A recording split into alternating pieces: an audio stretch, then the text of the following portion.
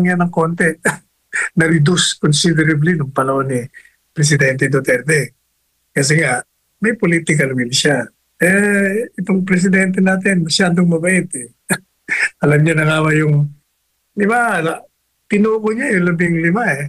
Ibig sabihin, alam niya may mga ginawang kalokohan. Bakit ka papaimbestiga? Alam mo na pala. Ibig sabihin, na-imbestigahan mo na yan. May ebidensya ka na. Ay, file mo na ang kaso. Kaya yung mga ginagawa sa, sa Senado, naku, wala rin yan. Parang grandstanding lang yan. Tingnan mo, sila ngayon, nag-aaway. Wala yan. Ang may ano dyan, may hawak talaga. Kung gusto nilang ayusin yan ng presidente ng bansa, kung nabayaan ang kanyang posisyon na magkaroon ng mga korupsyon, katiwalian dyan sa kanyang departamento, hindi niya na hinto.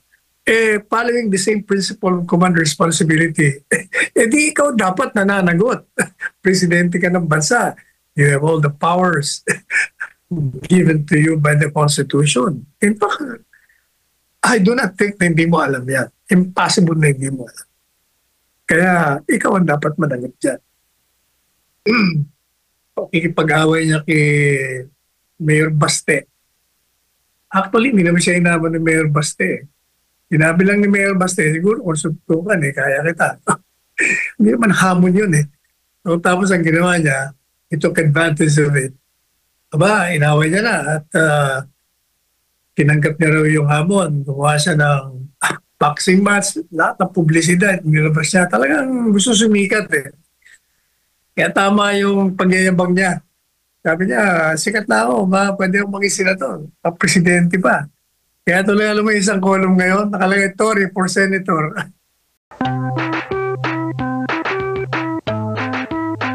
Ano ba sa Pilipino yung humiliating fall from grace? Ano yun? Ano sa Pilipino yun? Ano? Translate mo. Ano nga? Ako ba tinatanong? Nabili ako napaisip, ano ba bagay na Tagalog sa humiliating, nakakahiyang, ano to, Tagalog fall from grace? Pagbagsak, shortcut mo na. Napakaganda naman kasi ng term ng fall from grace, Attorney Sal. Nakakahiyang pagbagsak. Humiliating fall from grace. Pinaganda na lang natin para hindi masakit ang dating. Pero nung binasa ko yung buong column, Attorney Sal, napakasakit. Kuya Eddie. Kuya Eddie. Hindi lang habang totoo na sinasabi kong deserving yan. Binila ang palasyo dyan sa ginawa nila. Well, Attorney Sal, sige. Mamaya na lang. Mamaya ko na idadagdag yung sasabihin ko. You mentioned kasi palace. Anyway, sabi mo dito sa article mo, following the ignominious, savage, and illegal assault on the kingdom of Jesus Christ and the unconstitutional arrest, detention, and rendition of former President Rodrigo Roa Duterte by the Philippine National Police led by then Criminal Investigation and Detections Chief General Nicolas Torre III. The latter was rewarded the top PNP post, rise to fame or notoriety. PNPA graduate describe... I'm sorry? Anuin mo na paragraph na yan.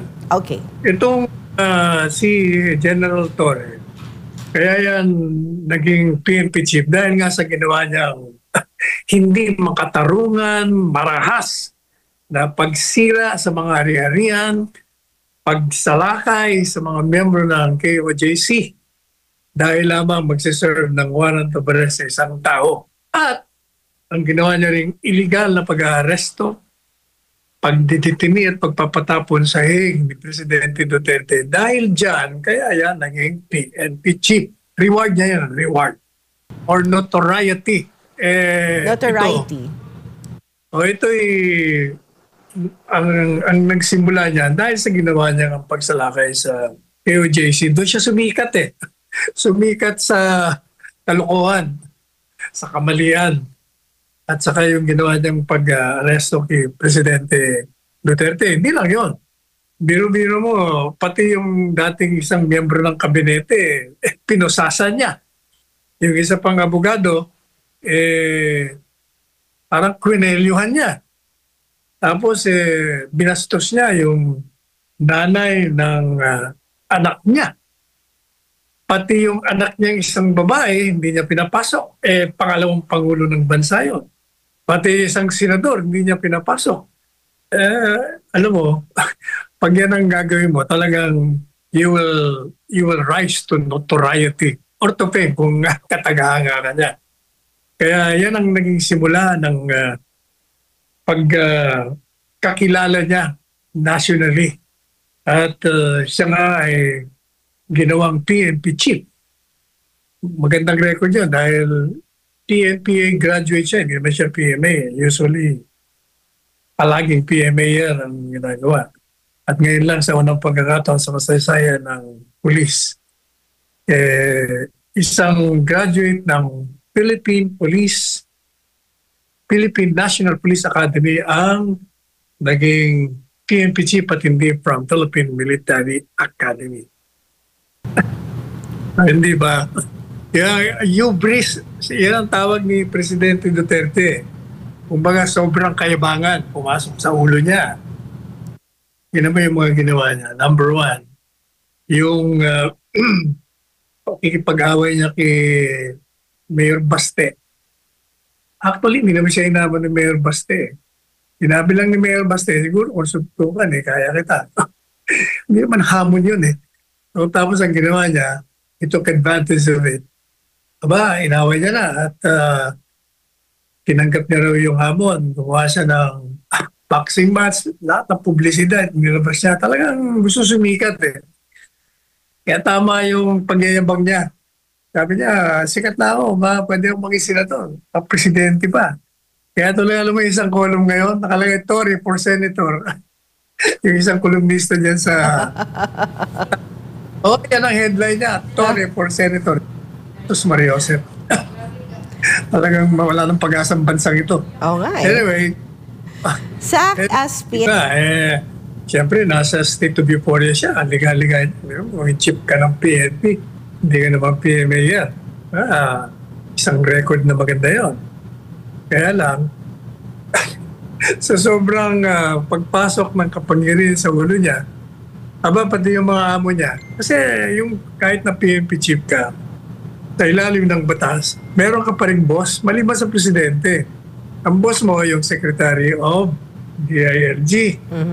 Na siya ang chairman ng NAPOLCOM. Madalit sabi sa batas, hindi ka po pwede, lalo na yung mga senior ranking police officers, hindi mo pwedeng i-reshuffle yun nang hindi mo pinapaalam at inaaprobahan ng mga nakakataas sa'yo. So ginawa niya yun dahil nga ang tingin niya sa sarili niya napakalakas sa presidente. O biro mo sa zona, nabanggit ang pangalan niya, tuntua siya Masyado talagang riding high. So yan ang naging problema, na sobrahan. Kaya itong NAPOLCOM, ang ginawa ng NAPOLCOM, siyempre nag-meeting sila. At napagkasunduan nila, mali yung ginawa ni General Torre. So inutusan siya na nire-reverse namin yung order mo. Binabaliktad namin. Kaya gumawa ka ng order na nire-reinstate mo lahat na pinagtatatanggal mo. Kasi yung number 2 man niya, tinanggal niya. Si General Nartates, tinapon niya sa Mindanao. At marami pang iba. Alam mo ginawa ni General Torre sa kayabangan niya? Kasi feeling niya high and mighty na siya. Ang ginawa niya, hindi lamang niya hindi sinunod sa isang public event. Sa harap ng publiko, sa media, sa buong bansa, pinakita niya na sinusuway niya dahil in-announce niya kung sino ang pumalit doon sa number 2 niya. Wala. And sabi ko nga that broke the camera's back. Medyo natobrahan. At yung mga pagyayabang niya na pwede siyang senator, mas popular pa siya. Actually, popular lang siya doon sa mga anti-Duterte. Yung mga anti-Duterte, ano sa kanya, ayaw sa kanya, hindi siya popular doon. Notorious nga siya.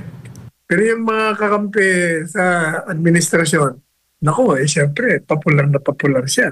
Kaya yun ang naging sobrang lumaki masyado ulo Kaya, mo, nagalit sa kanya, o di tinanggal siya.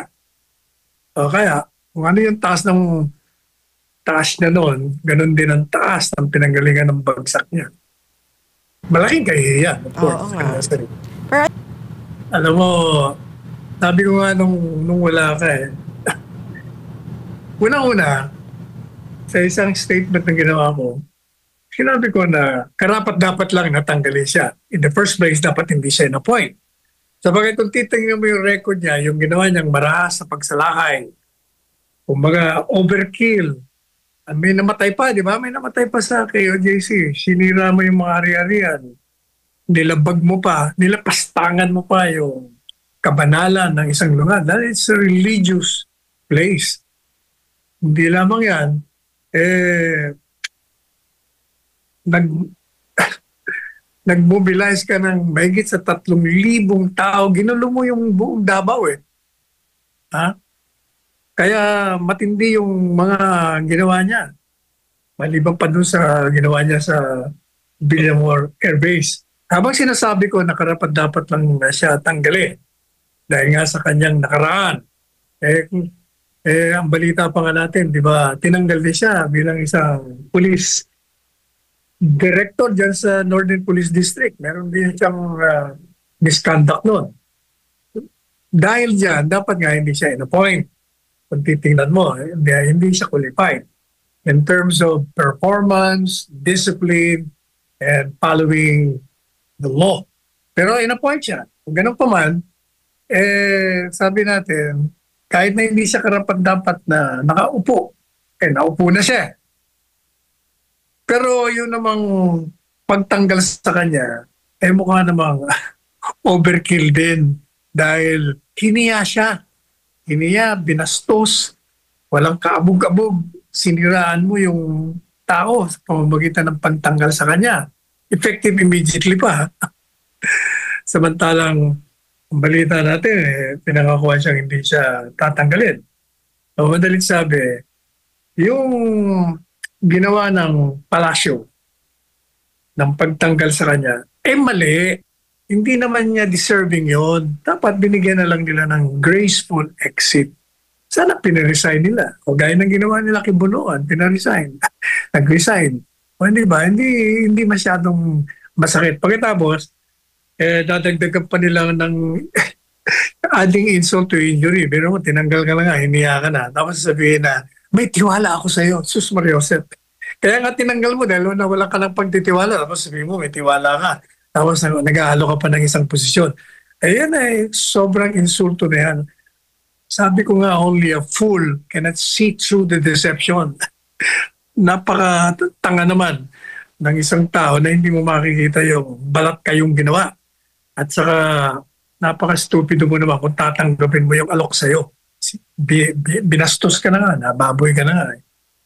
Sabi nga natin the best thing he could do now is retire ka na lang. Ayun yung sinasabi na kasi ang posisyon o kapangyarihan, whether yan one of influence, one of power, one of authority, yan transitory lang, kumbaga. Hindi yan forever. No such animal as forever yan. Gaya rin ng pag merong simula, may katapusan. Ang buhay, may hangganan. Kaya walang forever. Kaya dapat yung mga may hawak ng kapangyarihan, hawak ng may posisyon, may impluensya, dapat po hawakan po ninyo ang posisyon nyo ng may kababaan ng loob o humility. Huwag kayo masyadong mapagmataas. At saka kailangan meron kayong integridad, yung hindi kayo mamantsahan ng anumang anomalya. Sapagkat maniwala kayo, marami na hong tayong nakakita dyan na dagdaan sa taas. Pagbaba nila, pag sila'y nadadaan sa in-a-crowd, nadaan ka. Pag nakaraan ka, pag-uusapan ka na po, yan, napakawalang yan, yan, corrupt yan, ganito yan. Pero kung ikaw mababa kalooban mo, walang issue sa'yo, no, maniwala ka, yung tao, yayakapin ka pa eh. Babatiin ka, tuwan-tuwa sa'yo, magpapapicture pa sa'yo, at pupurihin ka. Pwede rin kayo nakaharap o nakatalikod. Kasi nga, maganda yung pinakita mo sa kanila nung nasa kapangyarihan ka. Kaya dapat maging leksyon sa kanila yan. Wala yan. Ganun pa rin yan. Matagal na yan. Yung sa DPWH, kahit sino humawag dyan, talaga nagkaroon ng problema. Mabuti pa nung panahon ni Mark Villar eh. Wala akong narinig na ano bang anomalya. Wala akong narinig na naging anomalya noon eh. Pero talagang kultura na yan. Natanggal lang yan ng konti. Na-reduce considerably nung panahon ni Presidente Duterte. Kasi nga, may political will siya. Itong presidente natin, masyadong mabait eh.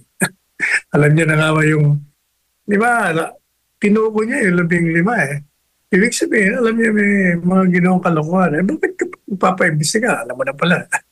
Ibig sabihin, imbestigahan mo na yan. May ebidensya ka na. File mo na ang kaso. Kaya yung mga ginagawa sa Senado, naku, wala rin yan. Parang grandstanding lang yan. Tingnan mo, sila ngayon, nag-aaway. Wala yan. Ang may hawak talaga. Kung gusto nilang ayusin yan, ng presidente ng bansa. Kaya, yung mga ginagawa ni presidente ngayon, mawalang galang na sa kanya. Yung kabiguan ng mga kabinete mo, ay kabiguan mo yan. Command responsibility nga yan. Kung sinasabi mo na si Bunoan, under the principle of command responsibility, nabigo at nabayaan ang kanyang posisyon na magkaroon ng mga korupsyon, katiwalian dyan sa kanyang departamento, hindi niya nahinto. Following the same principle of command responsibility, di ikaw dapat nananagot. Presidente ka ng bansa. You have all the powers given to you by the Constitution. In fact, I do not think na hindi mo alam yan. Impossible na hindi mo alam. Kaya ikaw ang dapat managot dyan. Talagang dapat kamay ng baka. Kung sinunod niya lamang yung patakaran na ginawa ni Presidente Duterte, hindi magkakaganyan yan. Naging tolerant siya eh. Ang iba nga sinasabi, hindi lang tolerant siya, complicit siya. Kasama siya, alam niya. O di complicit ka, pinayagan mo. Sabi ko na nga, nasa kanya na lang lahat ng katangian, matalino, may karanasan, may kakayahan, pagkatapos may kapangyarihan ka pa. He has all the ingredients for a successful governance, pero wala, mahina, walang political will. Political will, political leaning, friends, bad decisions Political will, in life. pagdating, may political will naman siya. May political will siya nung iutos niya yung pagsalakay sa KOJC. Political will yun. Mahirap gawin yun. May political will siya na arrestuin niya yan. Political will din yun. Tinanggal niya yung supposed to being number one loyal na soldier niya. Political will din niya. Kaya lang, yung political will niya, ina-apply niya sa maling pamamaraan. Dapat doon sa ikabubuti ng bansa.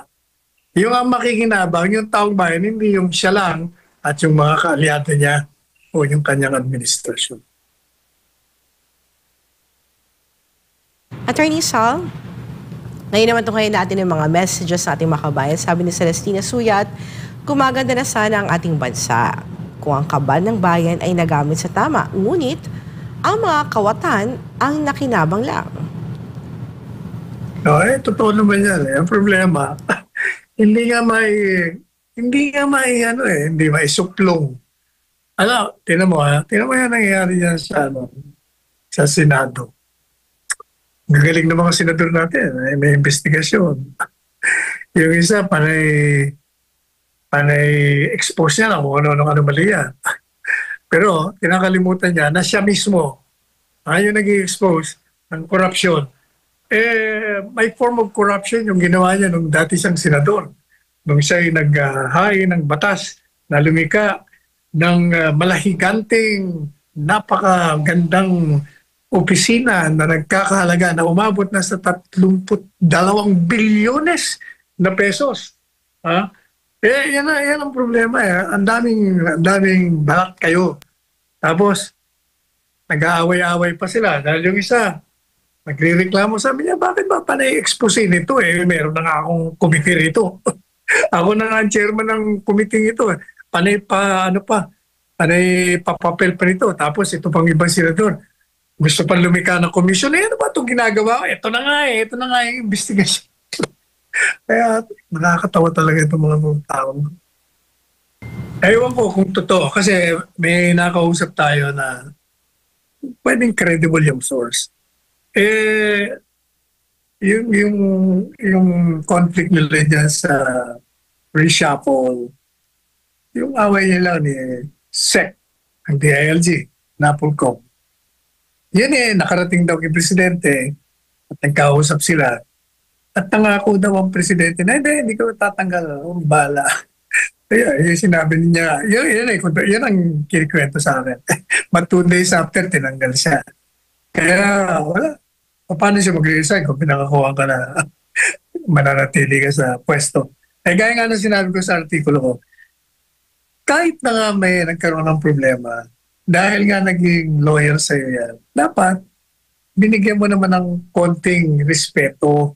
Huwag na muna mong hiyain. After all, sinunod na nga na illegal yung pinagawa mo. Yung ginawa na nga. At mo naman hihiyain. Yan naman ang akin. Hindi ko alam kung nagutom sila. Nagutom in the sense, hindi sila nakapagnakaw nung panahon ng Duterte admin. Kaya buwabawi daw ngayon.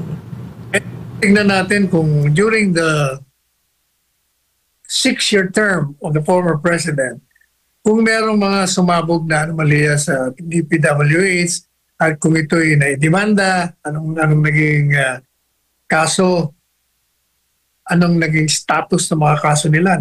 Hanggang ngayon ba, nakabinbin pa, na-dismiss ba, na-absuelto o na-convict.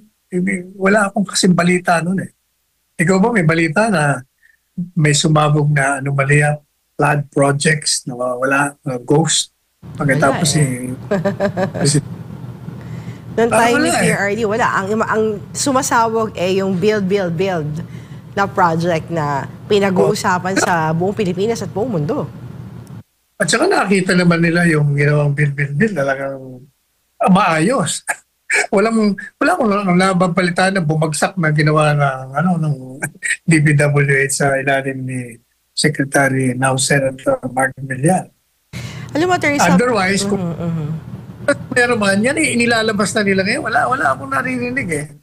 There was an attempt na yung sa Cannon Road, parang sinasabi nila na yun daw panahon ni Presidente Duterte. Pero tiningnan ko, base doon mismo sa report ng isang reporter, na yung nangyari sa Cannon Road, yung bumagsak doon, yun ay approved budget noong 2022. Yun ang umpisa ng pagka-presidente niya. Yung 2022 budget, yun ang for 2023. Presidente na siya noon. Madalit sabi, sa panahon niya, hindi sa panahon ni Duterte. Kung gusto nila may balik, ang pagtitiwala ng bayan, pakulong nila yung mga sangkot niyan. Tama na yung investigation, alam na naman nila yan eh. Saka alam mo, may paper trail naman yan eh. Hindi mawawala yung paper trail niyan. Yung mga, kasi bawat project, nakawagay yan sa as may budget yan eh.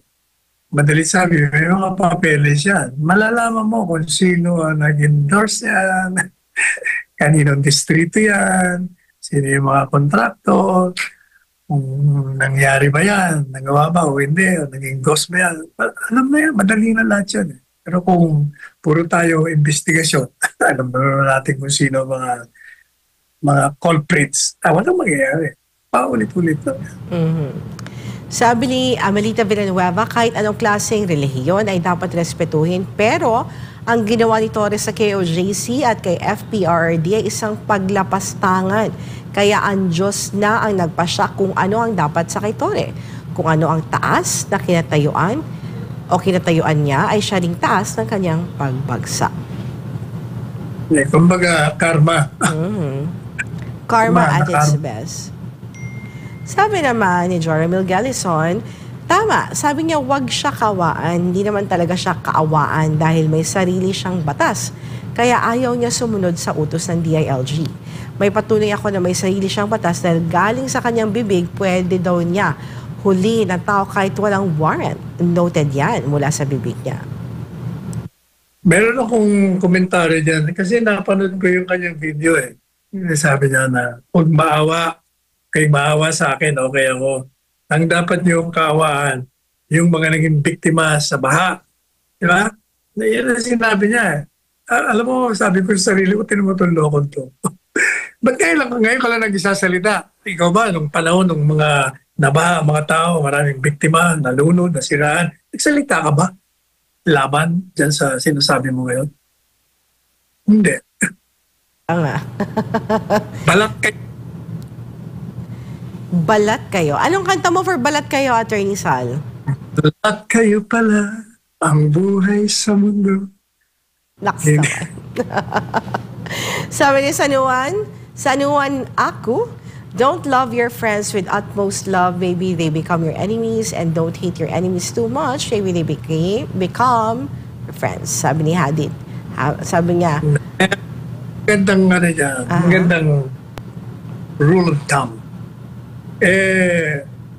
Kung ikaw ay nasa kapangyarihan, gawin mo na lang kung ano ang itinatakda ng batas. Yun lang. Yun ang pala, alam mo, natatanda mo, naalala ko si Presidente Duterte. Pag nagkakaroon ng gusot sa kabinete, may diskusyon, merong isang bone of contention, ang sasabihin lang ni Presidente Duterte, just follow the law. Tapos ang usapan. Yun lang eh. Pag sinunod mo talaga, walang hindi maaring ma-resolve na issue. At yun namang pagkipag-relasyon mo sa kapwa-tao mo. Dapat, ang susundin mo, ang rule of thumb din dyan, kung ano yung tama, tama. Hindi porket kaibigan, kamag-anak, pag tama, mali na. Kung mali, tama dahil may relasyon ka o kaaway mo. Kailangan palaging pantay-pantay. Maging makatotoo lang tayo. sabi naman ni Carlito Mercado, Attorney Panelo, yung apo ko ay naghuhulog sa Empire Holdings. 3 taon na pero puro pangako lang. Pero wala naman silang pinapagawa kahit isang hollow block. Tumigil na siya sa paghulog kasi puro pangako lang, Attorney Panelo. Mababawi pa po ba ng apo ko yung hinulog niya? Sana po masagot niyo po ang tanong ko. Oo, kung gawin nyo, kumuha kayo ng abogado. Kasi kailangan nyo ng abogado dyan. Sampahan nyo ng kaso para makuha nyo uli yung perang inulog ng apo nyo. At the same time, para maipakulong natin. Istapa yan eh, istapa. Nakapit ang ating mahal na Pastor Apollo Kibuloy upang ipagdiwang ang ika-40 pundasyon ng Kingdom of Jesus Christ. Happy 40th anniversary again. Ngayon, para doon sa mensahe, ngayon hindi natin malaman kung yung mga ginagawa ni Presidente ngayon, totoo ba o hindi? Kasi baka mamaya balat kayo na naman yan. Siguro ang gawin natin, manalangin tayo na sana bigyan siya ng katalinuang dagdag, karunungang dagdag upang mapagmuni-muni niya ang mga kamalian, kapalpakan ng kanyang ginawa at ng kanyang mga kabinete at iwasto niyang lahat upang tayo'y tumak sa daan tungo sa katiwasayan at kaunlaran.